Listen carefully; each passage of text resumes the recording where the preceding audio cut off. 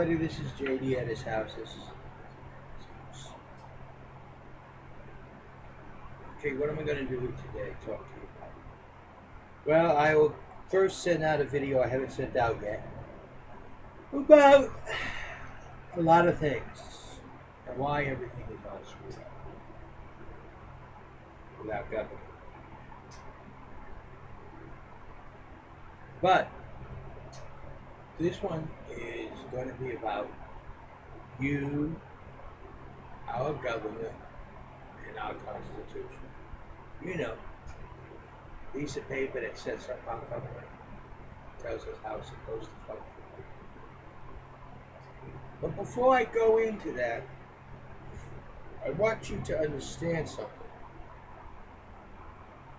The very beginning of our Constitution, there's nothing in there about how to actually select the candidates you're going to vote for.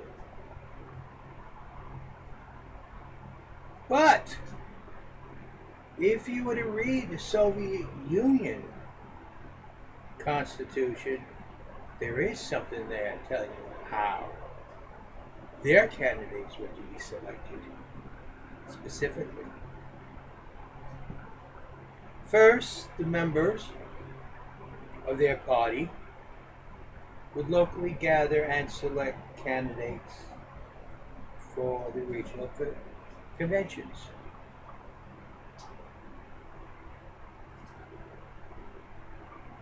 The candidates in the regional conventions would then select candidates to run for their national convention.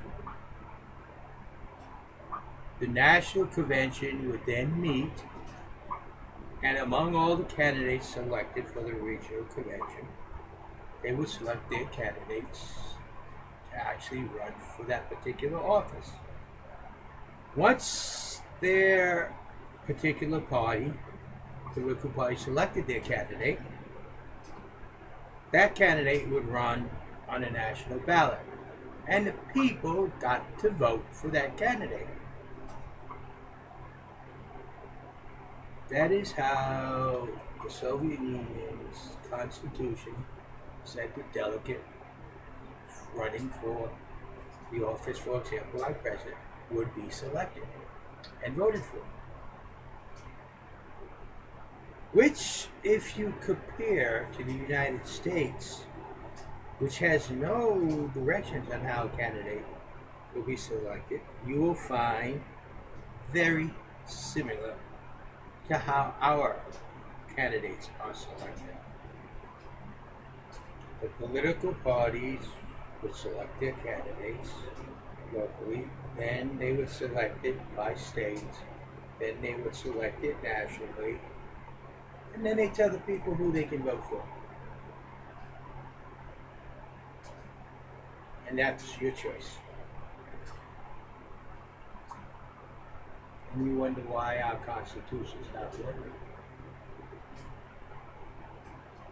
Political parties align themselves to where the money is, to where the power is, not to where the people are.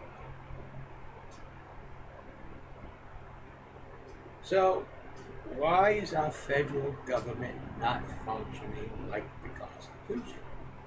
Because you, the people, in our Constitution is the key ingredient to make our federal government work properly. If you're going to accept political entities or rich people or major corporations to tell you who to vote for, expect to get what you got. If you continue to accept what is the warning against that George Washington was giving you about political parties, except to get the bottom of the barrel.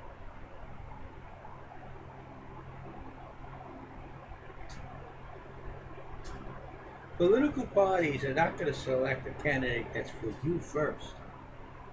And the heck with the political party.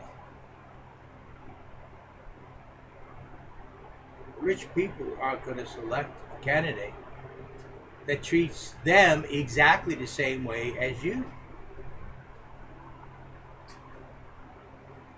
And corporations do not ever want to be people first and foremost, especially when they're institutionalized. Because an institution believes the people exist strictly for the institution. It is no longer an entity that is there to serve the people, but the people are to serve the institution.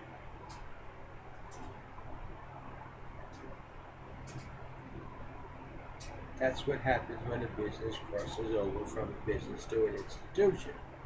In a business, the employees are there to help the business grow. The business is there to serve needs of the employees and the customers and grow. When a company becomes institutionalized, the employees are the servants of the company.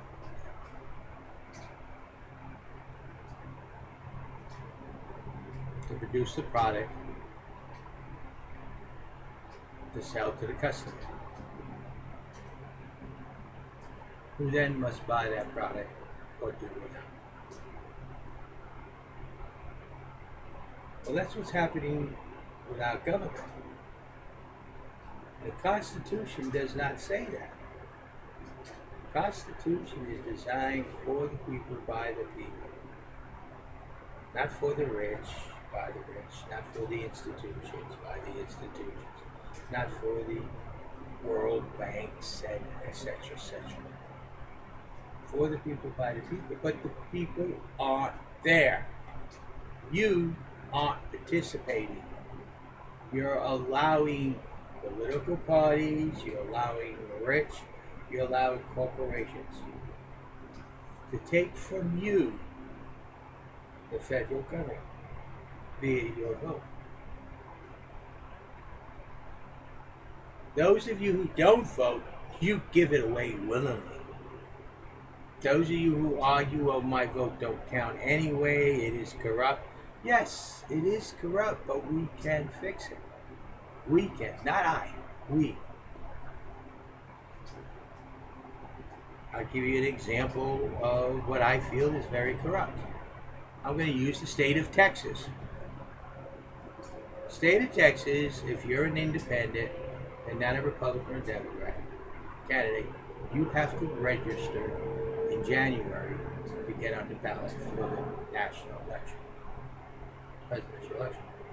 Though a Republican candidate or Democrat candidate can do it as late as July, maybe even August of that year.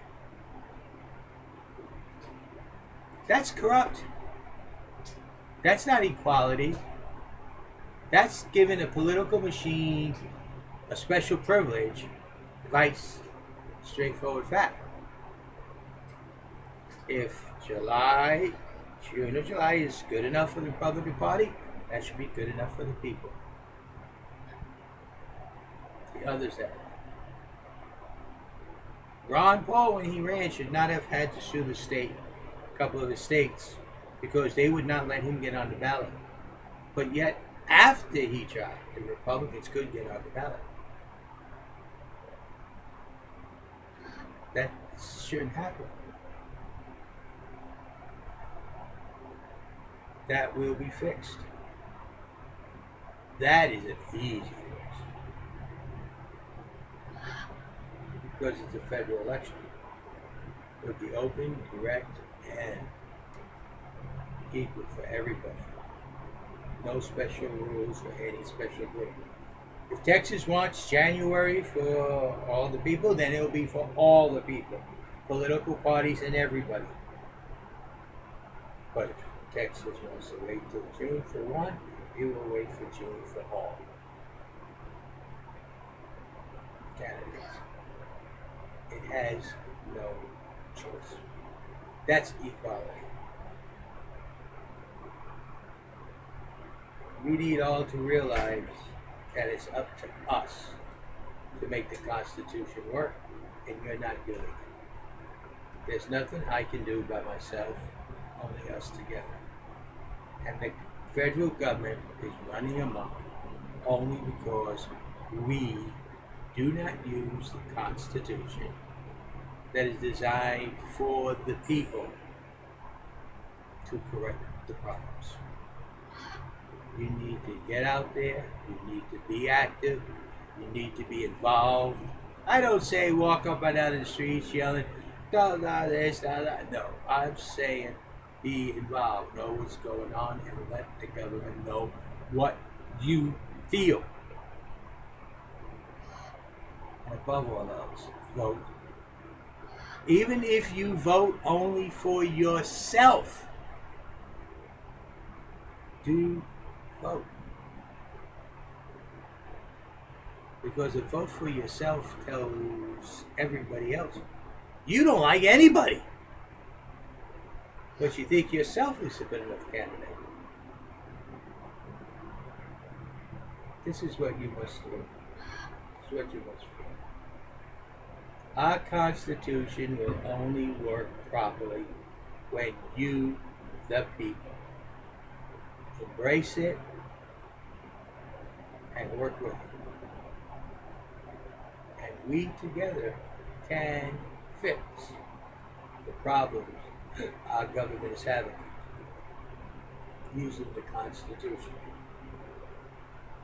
But we all have to do it together. Don't let the political machines, the extremely rich, the mega corporations, the outside entities of the world tell the United States how our government should go and be. Let it be you first and foremost, above all else. Gosh, how many times I gotta say that? You, above all else. You matter more than anything else inside the United States. You're the ones that the government should be serving, and not you serving the government. You all have a nice day. This is JD. Take it easy, enjoy yourself, and try to understand what I'm saying. I'm not making promises of this or promises of that. I'm not promising to make you all rich. I'm not promising to make you all poor. I'm not promising to make anything other than this in the eyes of the government. Whether you are rich, whether you are poor, you are equal.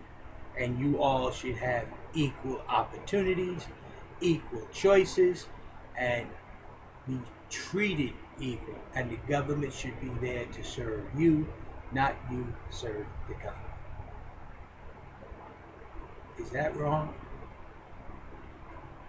But that's what it's all about, people. At least in my eyes. You have a nice day. Thank you. This is JB.